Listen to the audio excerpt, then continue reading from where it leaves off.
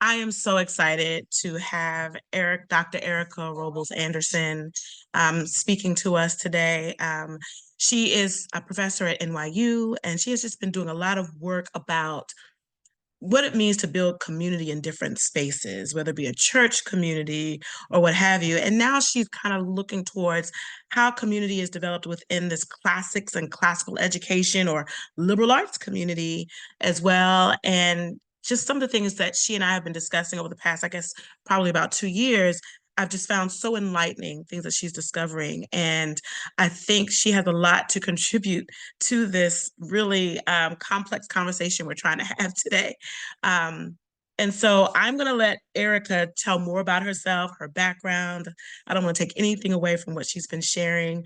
Um, and I just want to say this too, like her journey has taken her on a journey. Like she has been like a modern day Herodotus. She's gone beyond just sitting at her computer, but she has like Herodotus went and left Greece and went to Africa and Asia and all around to get the full story of humanity so he could write this book called The Histories. I feel like I've watched Erica do something similar, just traveling literally all around the United States. And I imagine she's probably going to end up traveling outside of the United States if she hasn't already, to continue to get all of the good data for this story she wants to tell the world. So Erica, I'll let you take it from here.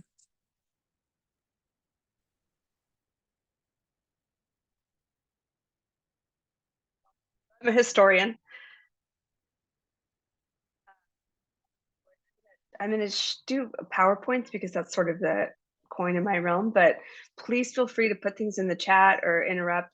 And bear with a story that I think at least the first instance is going to sound like it's not about classical school for a minute, but then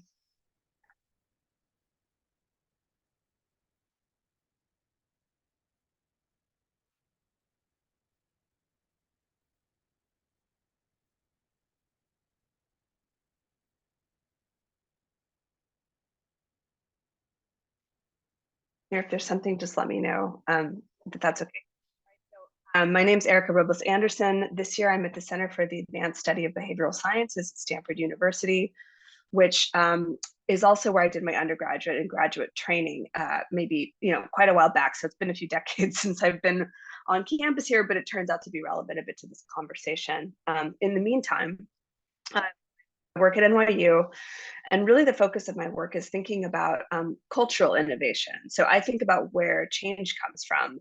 And while classics might not seem the place to like that, if you talk to somebody off the street, you might think change comes from, it's something that I got really interested in by thinking about institutions that have radically shift what we think they're about in the course of the 20th and 21st centuries. And so I just want to talk a little bit about what it would look like to pick up some of the conversations that we've already heard from today and start to think about a kind of futurity for you could do with classics and classical education. So oh gosh, about 20 years ago, I got really interested in the rise of megachurches. So megachurches I'm also in religious studies. So megachurches, for those who are not familiar with the genre, are classified as Protestant. They have 2,000 or more attendees in the congregation. And before about 1980-ish, there might have been 10 or 20 in the United States. And they were very unusual. And if you think about the broad Protestant tradition for 500-ish years, it's very unusual to build at this kind of spectacular scale where you have thousands of people coming together. Maybe you're using like massive media systems. Everybody's looking towards the altar in these spectacular ways. And so this is the one that I studied in particular that's in California called the Crystal Cathedral.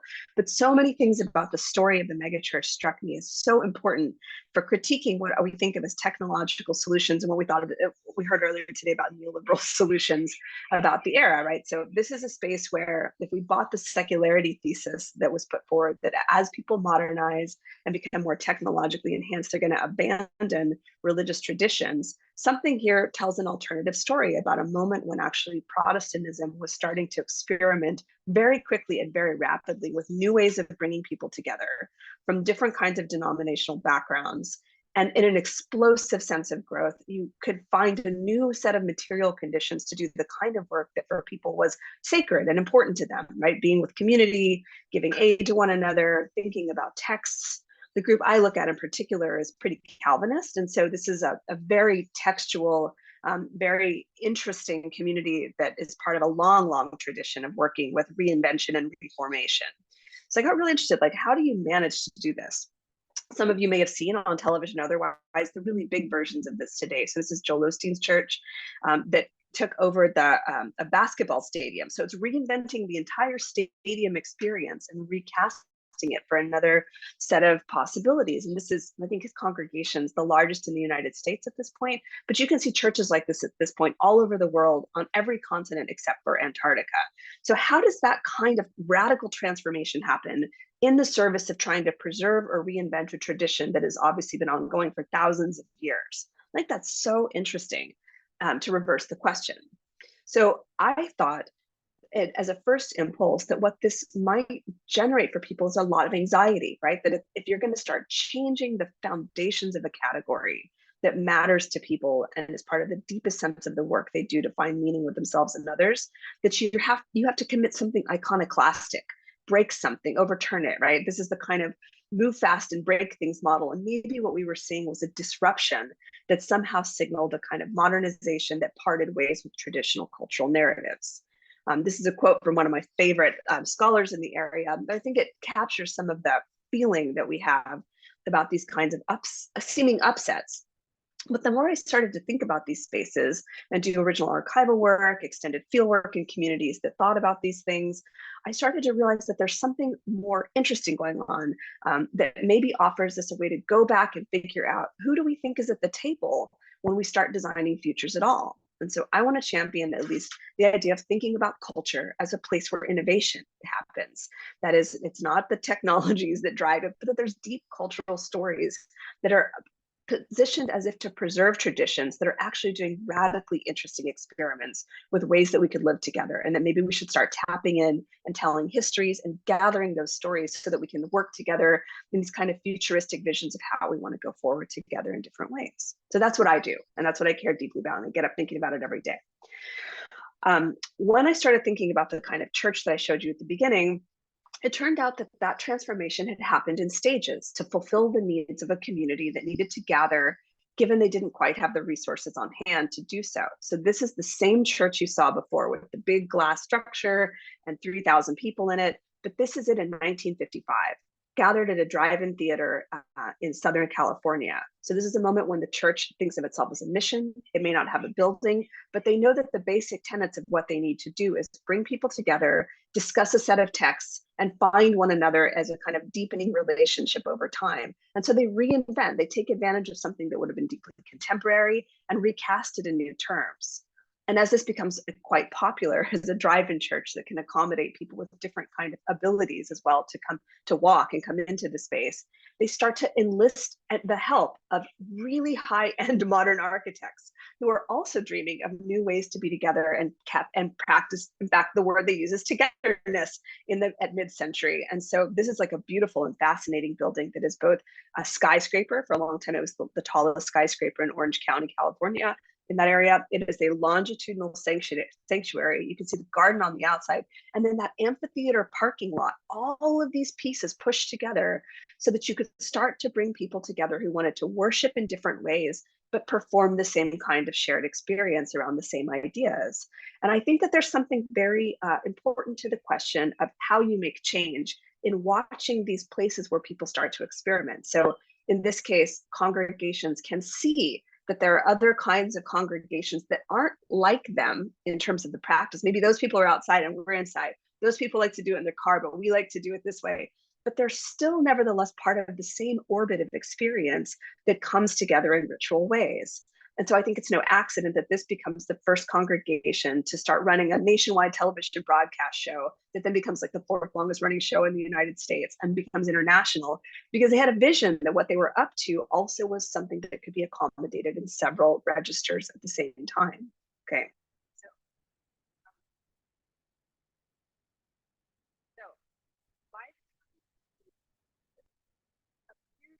radical reinvention, right?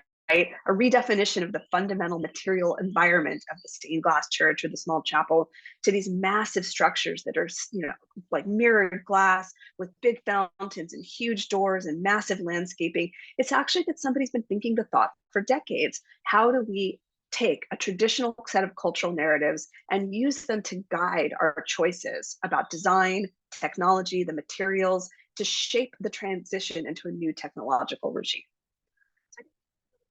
About this that says, hey, you know what, people do this, people have been doing this for millennia. Anybody who's part of any tradition has been through many moments of redefinition where the goal has been to bring that tradition to others and find others who want to participate in the same way. So thinking about how you could generalize this process or think about other spaces where we might want to do this kind of work.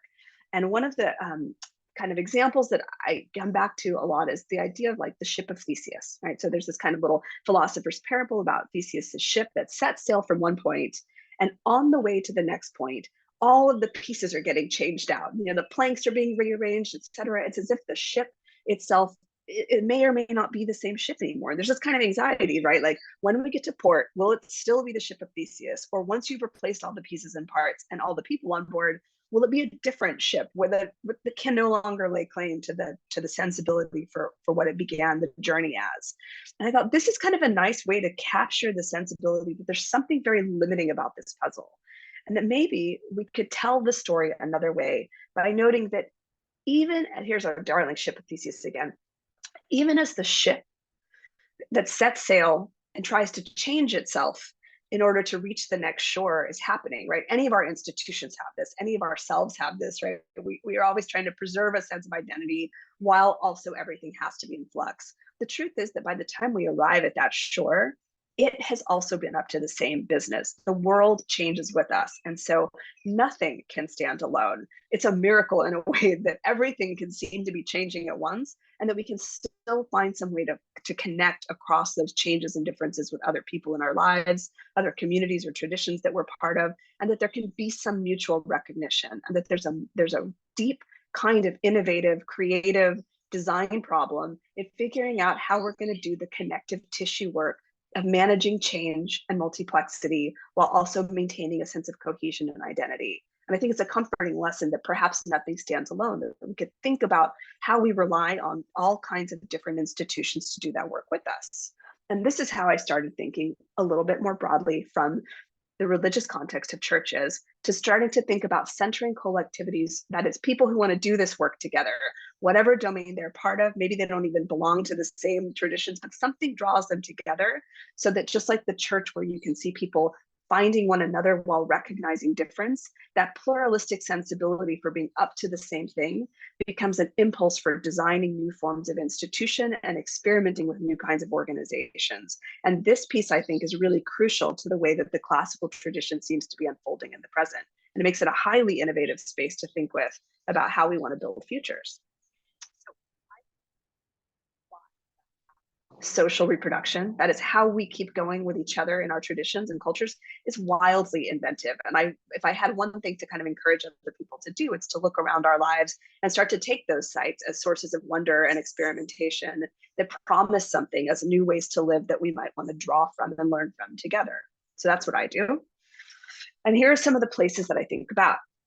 Right now, I'm working on what is a 3-book project. It's a triptych. It's going to be 3 books written at once about 3 different domains that have innovated, that often don't get recognized as innovative over the course of the 20th and 21st centuries. There's the school, which is the one I'll talk about in a second primarily. There's also households and family formations that have been very interesting in this period, and that I think we have to take seriously as sites of imagining new forms of kinship and economy. And then the church, which is where these stories began.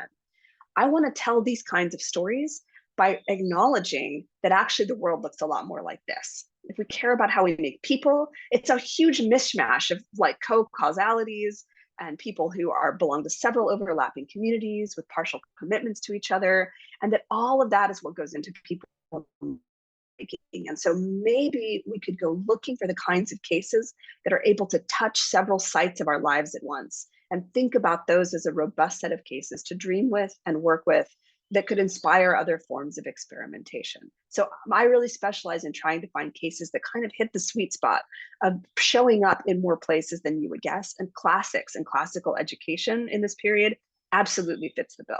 It's something that has been a huge part of helping provide connective tissue for several kinds of transformations with spillover effects in multiple domains at once.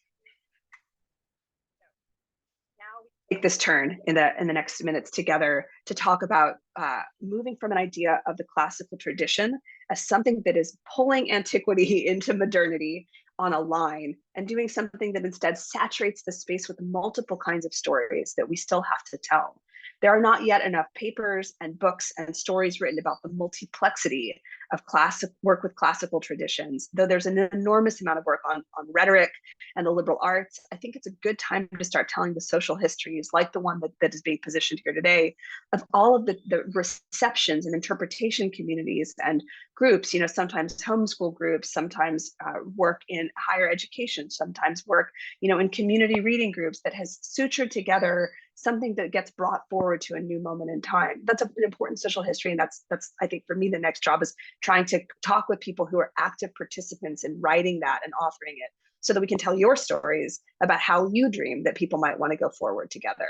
So I'm just going to pull one thread because some set of people, this is kind of a big, still a great man story in a way, but I think it's a good one for us to just kind of coordinate around for a second since some of these figures already got mentioned.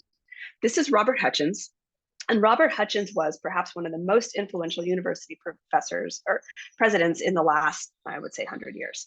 And so what makes him so interesting is that he ran the University of Chicago. He got the job at a very young age, and so he got to do it for quite a long time. And so here he is on the cover of Time magazine, which it's a nice thing to think about since university professors are presidents and professors are sort of in the news quite a bit right this second. One of the things Hutchins was most famous for was really championing a sensibility for like at the university's space of academic exchange, freedom of expression.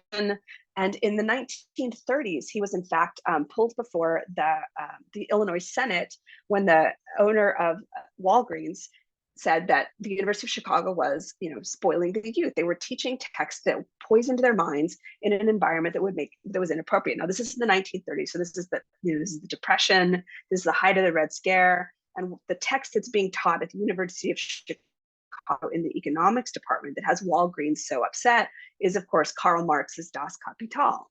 So Hutchins is put in the position of making a very affirmative case for academic freedom. And it's something that he doubles down on in the wake of the war by bringing in a guy called Mortimer Adler, who we've also heard a bit about, to generate the sensibility for a great conversation that is going to be a pedagogy, both for the students at the University of Chicago, but that's also going to be carried out through public libraries, radio programs, homeschool programs that you can, like correspondence courses, like any means whatsoever. And they get together and work with the Encyclopedia Britannica to build this set of great books. And this is all their research assistants. This is massive thing. It's the biggest publishing endeavor that Encyclopedia Britannica ever did at the University of Chicago, where they do precisely the work of cataloging millions of possible entries across themes to try to come up with some way to allow the themes of the great books, what they're going to call the great books, to be approachable as something that you don't even have to go to school to access, that you could have multiple routes into, but that might provide the kind of connective tissue for a kind of democratic, multicultural, pluralistic society in the wake of 2 world wars. So you can get a sense here for their catalog. This is stuff I pulled out of the archives over the summer. Here's the Wisdom of 30 Centuries, a complete list of authors and their works in the great books of the Western world. Now, I look at this and I think, wow, like this is the granddaddy of topic modeling and generative approaches to large language models that we use today to think about how categories shape and how they're changed. And these people were doing it in the 1940s. And the reason they were doing it was in service of trying to put forward an idea about these traditions and conversations that they wanted others to be able to participate in. That's a huge innovation, way ahead of its time, with an enormous sort of resource commitment. Like this is a endeavor, and yet here it is being fueled by the idea of tradition, right? It's to read Kant, it's to read Shakespeare, it's to read Copernicus and Kepler and Plotinus and Augustine. Like this is not the story we ordinarily tell about change, and I think maybe it's time to start telling some of those stories so that we can let ourselves dream about the kinds of worlds we might like to build with the traditions that we inherit. So here is, of course, the classic seminar table that anybody in the liberal arts tradition has probably participated in. This is at the University of Chicago. So it also becomes the basis for a pedagogical style of getting together with books, reading and thinking and having conversation. And that's at the core of the university's mission. And it's still today really shapes a lot of the multidisciplinary thinking at the University of Chicago, no matter what kinds of classes you take up. Here is a version of those great books, beautifully bound, that you've taken home with this beautiful thing they call the 2 volume Syntopicon, which is this index of topics. These were things that some people found in their homes. Now remember, this is the 40s, so this is pre-Brown v. Board of Education, which means that this is the kind of set of texts that they knew and understood to be available on the market, because that was a way to move around some of the strictures that, at least in that moment in time, in public educational institutions, would not have allowed people to think of themselves as if they were together. And so the home becomes even a site, or the community library, or the gathering group in churches and Sunday schools, for knowing, even if these things are just on the wall and you never touch them, that these two belong to you and are within your grasp. I mean, it's a really powerful kind of dream that takes the route that is available in its historical conditions to take in order to make that message move forward. And they're quite beautiful. I just got myself a set, and I have to say they're just kind of lovely, right? The idea was just to make an imagination of a world otherwise, and that there could be something about the vast time of books and texts that allowed us to do that with classical thinkers. So this is a mailer you could have received at home if you were part of their correspondence course, for example, which you could get credit for through the University of Chicago for quite a long time. Started to do this work, I've had to turn back a bit more to my own intellectual training. And so I just wanted to say a little bit biographically and intellectually about how vast this tradition is and how much work there is to do describing its impact on the present. So this is, I sort of am broadly in media studies and cultural studies. This is Marshall McLuhan, who is probably, at least for my tradition, the best sort of pop icon of media studies of the 20th century. He's known for saying the medium is the message. He's someone who brought a lot of attention to the kind of ecology of media and its importance in shaping the way we think and see. He made it into a Woody Allen movie, which is very hard for professors to have that kind of street cred.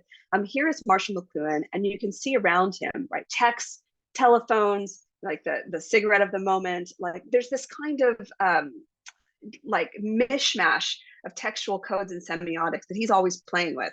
And in fact, he often liked to say, since we talked about fish and water already, that the thing the fish doesn't know anything about is the water. And his goal was to try to create some skills for a changing media environment at mid-century, an electronic, global village that would allow people to start to see and read the codes of that changing world so that they could participate in this possibility. Now, Marshall McLuhan, the 2000s, when his dissertation was finally published. So he was very, very famous, but the dissertation never got published. It was posthumously published, and it turns out that the core subject from which he's drawing these kinds of ideas about the future is the trivium. Right? So he is really obsessed with trying to explain how the classical tradition and the trivium training allowed for the people that he's interested in Elizabethan, in the moment of a kind of Elizabethan literature, to play with idioms of the street cultures that they're part of, the popular cultures that they're part of, and to ground it in a framework that rhetorically allows them to hold a sensibility for references, ways of speaking, enduring conversations, and that this is part of the magic of what goes well in some of the texts he's interested in. And then he picks up that model and brings it to us and reinvents it to generate something that becomes the basis, at least for my field, and also becomes things like that. He's like the patron saint of Wired magazine, the aesthetics of new media and its multiplexity, et cetera, owe a great debt to somebody who sat with the classical tradition and spent an enormous amount of their time trying to give us those ideas in a new framework, which means that we have to go back and think about which disciplines perhaps have offered us a way to integrate some of the learning of the classical tradition. Now, I'm also on Stanford campus this year, and so this is a picture from 1971, where just like now, right, there's an enormous number of student protests. People are very upset about wars in other places. They're interested in expanding civil rights. There's a lot of unrest and political difference, and it happens everywhere, right? It's not unique to this moment. We know it's not unique to the academy broadly throughout time. these things happen because often our students are really calling for us to expand and answer the tough questions and live up to the promises that we as educators have made, that this is a place where you can do thought, where you can engage in critical thinking and find a community to do that where you will also belong, right? So in this moment, even at Stanford University, where I am right now, I also find in the archives modes of innovation that drew on the classical tradition to try to create and play with and experiment with new utopian ways of living in student life. So the first residential education program, the first co-ed dorm on campus, is built around the structured liberal education. It's still in place today, and it changed the environment to bring students together, to live together for an entire year from different kinds of backgrounds so that they could engage with their professors and each other all day long over the great books, right? Now, there's all, as you can imagine, all of the arguments that you can think of about what belongs, what doesn't, which things are part of modern traditions, which things are purely antiquity. All of these things are happening all the time. But this was an environment where people lived together, they read together, they dine together, and they talk about these kinds of ideas. I was a participant in this movement, not thinking, it just seemed like a nice thing to do when I was a freshman in college. And I think in a way it preserved the kind of space for me to navigate a world that was Silicon Valley through dot-com booms, and to exit those modes of technology feeling both confident in my skills in those areas, but more importantly, like I had a set of enduring questions and I wanted to understand things like meaning, collectivity, ways that what we bring into our lives, whether we adopt an iPhone or we try to do a conference online, fit within a broader framework of the enduring subjects of concern. And for me, this has been a kind of revelation to know that this sort of tissue, even in my own biographical and intellectual journey, has always been there, holding pieces up, even when I didn't consciously understand it to be the case. Education today. It looks, mostly like you would imagine a classroom looks, except that, of course, kids can sit on the floor, or they're adults, I guess, often at this point, and they can work together. They might have computers today, but it's functionally the same sensibility that has been underway for a very long time. And yet it reinvents itself in order to keep maintaining a tradition. And that's a very exciting thing to do. So close the remarks by pointing to one more way of thinking about that boat. So if we have the ship of Theseus that demands that we worry about how you change while maintaining an identity. And then the sensibility that actually the problem's even more complex than that. The entire world is changing. Even if you could just hold on to one sense of identity, you'd have to accommodate the fact that you have to be recognizable to people who are also undergoing their own journeys. I've now started to think with this boat. This is from the 1980 Venice Biennale, so it's the first of their art and architecture festivals, and it's by an architect called Aldo Rossi, and he calls this the Teatro del Mundo, the theater of the world. It's a theater on the boat. So now I'm starting to think about what education means as a place where you come together, right? Or the arts, and you gather, you convene. You don't know who's going to be there, but the sheer fact that you gathered on your journey to wherever you're going, given you don't know what it's going to be like when you get there, does something right there in that magic spot that lets us experience a kind of sense of humanity and connective tissue that we take with us to the institutions that we also then help to shape and build, or that we cross-pollinate between domains so that, hey, like we recognize each other from far away, even though maybe people tell us that we shouldn't. And so now I think a lot about how the goal from here forward for me in my career is to kind of think about being a participant in these little theaters of the world, right? This is Venice, like this is a place we know, even if we've never been there because of books, right? Where we can do these kinds of reading works together and thinking works together and building works together, because the point of bringing us together is so that those traditions can in fact move into new technological regimes, come what may, with a sense of humanity preserved. And so what I would advocate, if there's anything that, maybe needs more work, it's to have others who start to think about examples of these creative solutions to provision and provide what we need for ongoing conversation in a long-term way, and to center and value that work and help one another see that work together, to gather up some varieties of those things so that we can offer them to our students and our children as resources for doing this kind of future thinking that maybe isn't always available and on hand. And it's a pretty exciting thing that tradition can be a place to draw from in that vast human repertoire. So I'll leave it there and open it for conversation, but I'm very happy to be in this conversation, and thank you so much for putting it together.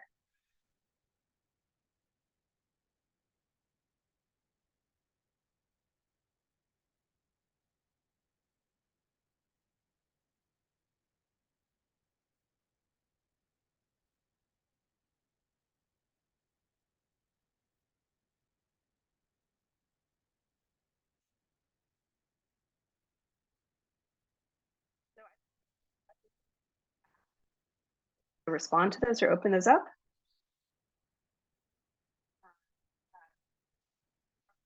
Institute, Claudia McMillan notes that we have forgotten that the human situation requires constant attendance, constant nurturing and growing, right? So we have to contend with that, and whether or not we've commodified human nature or begun to see something of human personalities as fixed. Yeah, I was really struck by the talk by my colleagues here from the Macmillan Institute, who were talking about genres, right? It's like, I think genre is such a powerful way to think about parts and wholes, having some space to reconfigure while holding on to enough of a kind of recognition. And so I think, the work that they're doing is so exciting because it gives us a framework for allowing ourselves to be able to let things in, or to partially relate, or to change without feeling threatened that our essence is somehow being attacked. If we half agree or we half understand what someone else is saying, we can sit with that uncertainty and partialness, and in fact, in a way, find that the humanity is in the places that recognize that you don't know all of it, right? That there's always more out there, and that there's always some degree, even in the most intimate, wonderful relationships in our life, of each person being a mystery even to themselves, and that maybe we don't even find our own mystery without other people to speak with, where we thought we knew what was the case, and then we start talking and realize, wow, actually we have very different conceptions of, let's say, what Othello has to offer, and that we bring those biographies with us in conversation around the text. That's where the piece of pulling us back towards a kind of humanistic complexity, at least I think, resides in the liberal arts tradition. About the great Mircea Eliade's work on the sacred space. Can one create pseudo-sacred space without a god, transcendental space that soars but is not religious? So, yeah, whether or not someone regards that as enough, I couldn't say. So I myself am not religious, but I do spend my time in religious studies. I'd say the secular answer to Eliade's sense of the sacred experience, the high sacred center that puts you back in touch with what is the case cosmically, no matter what's changing in your circumstances, would be Emile Durkheim's work on the sociology of religion. And he would say, yes, we do it all the time. The social or the society is kind of like a transcendental concept that binds us through bringing together and convening difference. It becomes the proof unto itself that such a thing exists. I've tried to think a little bit about how we're going to work on things like classical education, given there are lots of sacred and secular interests in this kind of world. And my hope is to say that anything you could talk about in the secular world, like, should also, or the sacred world, we should be able to talk about in the secular world. We shouldn't have to say, like, you can't speak of them. The kinds of answers, I can say what the best answers sociology has to offer is, right, or history has to offer, and I can point to those things. Hopefully that doesn't, that's not leveraged as a way to detract from the sacred experience, but it's a way of saying, wait. In the secular world, we haven't paid attention enough to the fact that people have cosmologies, big, massive frames for what they think of as the mystery of being alive and a human. And it would be good to be able to talk about those. If we don't have a kind of secular social science that can talk about that stuff, then we kind of have done an inadequate job describing and engaging with the human experience. And so my job, in a way, is to try to build some bridges and to sit on those bridges patiently as we get to at least figure out what the terms of each other's worlds are without feeling threatened, right? As if we're going to lose something if we do it. Can I interject something right there too? That's such a good point because now I'm speaking as a Christian, not a secular person, and that's so true. And sometimes we, as Christians, those of us who are like in pretty like those older, ancient, more orthodox religions that have these certain ideologies, a lot of times we think we can't engage with anyone outside of that. We don't think our children should be allowed to. And there was a pastor who spoke at our church last week who gave a very different way of thinking about that. And he used the story of Paul in, I think, the book of Acts. And he talked about how Paul did not use the Torah or the Holy Scriptures to engage with the Greeks. He actually talked about the philosophers. And he didn't try to indoctrinate. He came from a place of trying to connect, trying to understand. their human context as well. And of course, he eventually shared, and those who wanted to believe what he believed followed, and those who didn't. But he didn't start off with saying, your story is not important, your narrative is not important. And I feel like what is possible in the classical tradition is this framework for having those conversations. And it kind of provides these tools to have these conversations about human experience. And a big part of human experience is the search for the divine. And whether you choose the same understanding of that, one thing we all have in common is the search for the divine. So if I look at classics, like all of classics is rooted in the divine. You know, the study of the myths, the gods, the goddesses, the oracles, like, you know, libations and worship, like it's not Christian, but it's all connected to their trying to see or connect with the divine. And so that is a common human experience. Even those who may not believe in a deity, they may believe in their own goodness or there's something that's outside of just their physical. Right. So, I mean, a big breakthrough in my brain was realizing, wow, one, there's never been part of that hasn't crossed paths with academic without recognizing that these traditions of thinking about the divine inspired people to try to convene and have conversations that exceeded the politics of the belly, right? The immediate needs of the day, to preserve and to consider. Even the demos, right? The polis is a kind of transcendent ideal. I think that's right, Claudia, you know. So that sensibility for person construction, and that the person is in service of the community, and that the community maybe is a kind of ideally emblematic sensibility for some kind of,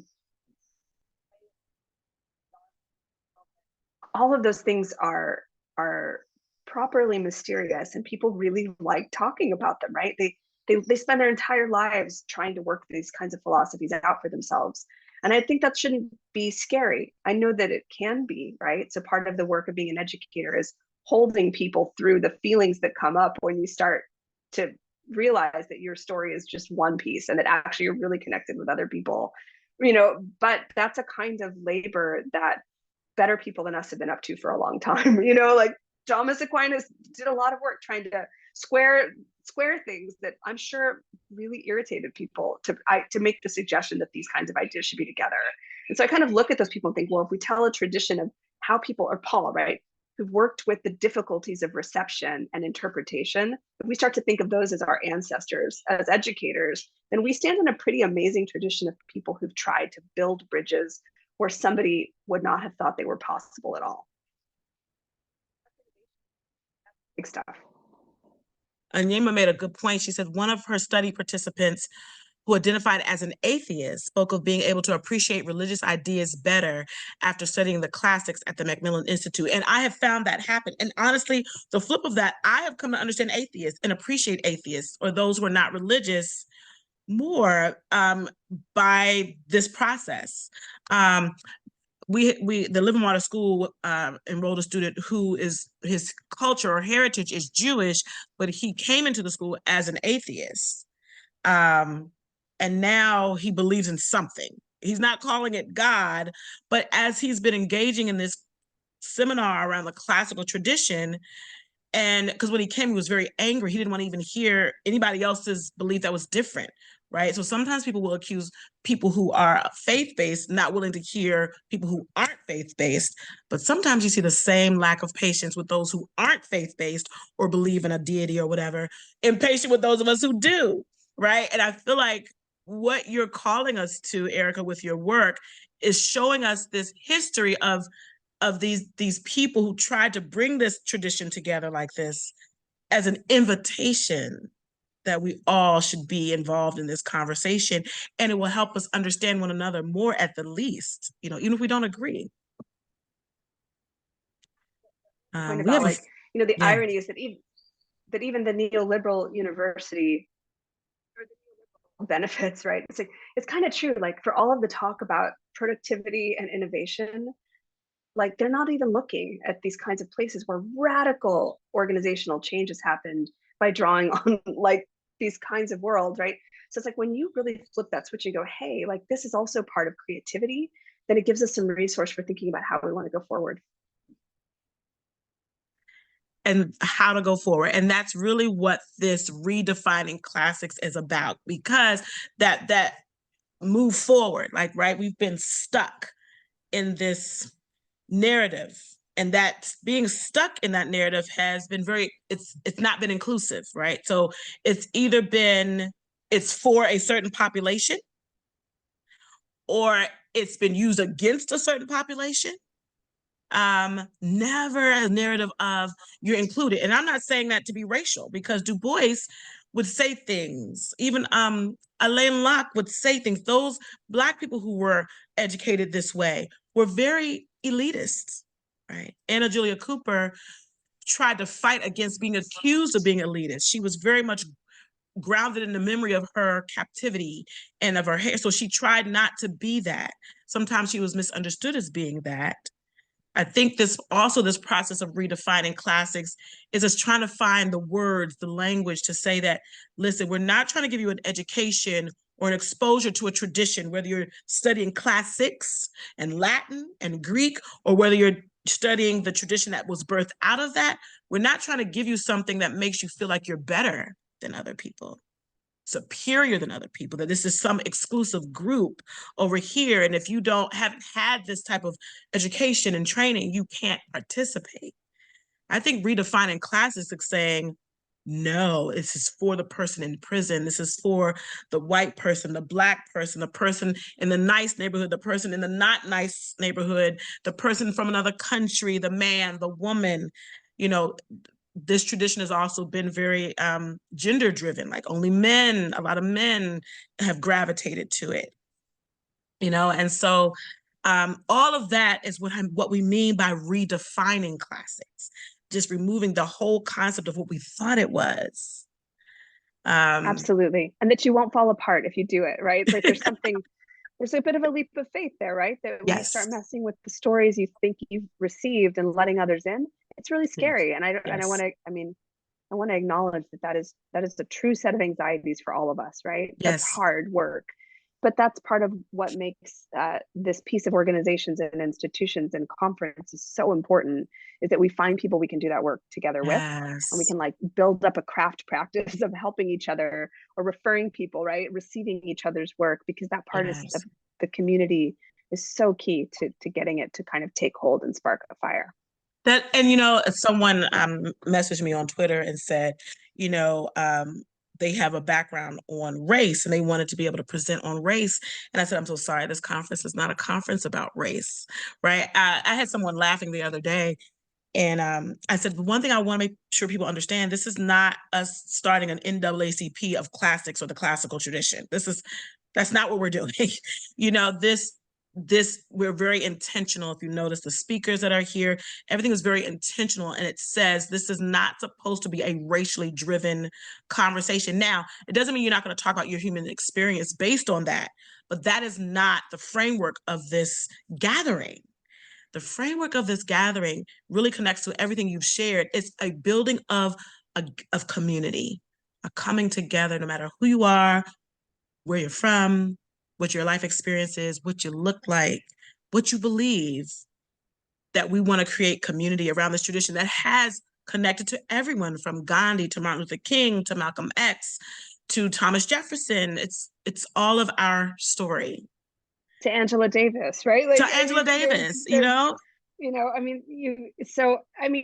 absolutely, and if there's so much work to be done here. yes, I mean, yeah, that's the really exciting thing, is that our students can be told, hey, like we need you, right? Like it's so exciting to be able to tell them things like we're entering a moment. I mean, the AI thing is, I don't think it's going to go away, where we're going to rethink yes, personhood, yes, texts, right? yes, How we communicate with each other. yes, This is a great time to have a kind of framework that allows you to navigate those sensibilities, and contribute to where we're going. yes, yes. Erica, thank you so much for this. And this Thank is, you so much for doing this. yes, I'm just excited about building community. Like that's what we want. And others may be looking to this gathering as a replacement for the conferences and organizations that are already doing work on training us, but it's not. Oh, okay. I see you, India. I'll get I'm to your sorry, question. India. Yes, I'll get to that. But this is not to replace anything that's already there. My hope is that it supports that. Coming to a gathering like this will cause us to say, let's go show up in these spaces and help create community in these spaces. Erica asked a question. Here we go. She said, do you remember it's me, India? She said, I would love to know Of your course. How could I forget it? I would love to know your thoughts on the theory of the third place, or the idea of having a social surrounding separate from the two usual social environments of home and the workplace. I'm wondering what you think that could Mhm. look like from a multicultural lens, as there are so many people who do not have a conventional definition of home, school, or church. Whether they have none of those things Mhm. or feel that they are safe spaces to occupy or do not resonate with the idea of church, mosque, temple, or something else, how do we, in such a polarizing, digitized, isolating, and for Westerners, individualistic age, where people are yearning for community Mhm. but unsure how to broach or achieve it, and who may be beyond the definitions of conventional homeschool or religious space, how might your research, theories, and ideas intersect with the third place theory and the various ways people find that? Oh, I love that question. I know. I'm looking forward to someday taking India's classes, honestly. Like Absolutely, looking right? forward to the future, right? Yeah, like she's a Yes. professor. In my Yes. head, but it's the most important thing, honestly, that we can be working on. And so one of the things I really advocate is letting go of the idea of physical versus digital, and maybe moving to something like locales, so that these third places don't have to be more authentic because they're in person. For some people, that's not where the social lives for them, Yeah. and it nor does it need to be totally online to be accessible to everyone. But we Yeah. should be playing with this exact thing, and then gathering up examples of people who work on that throughout history that is Yes. successful now.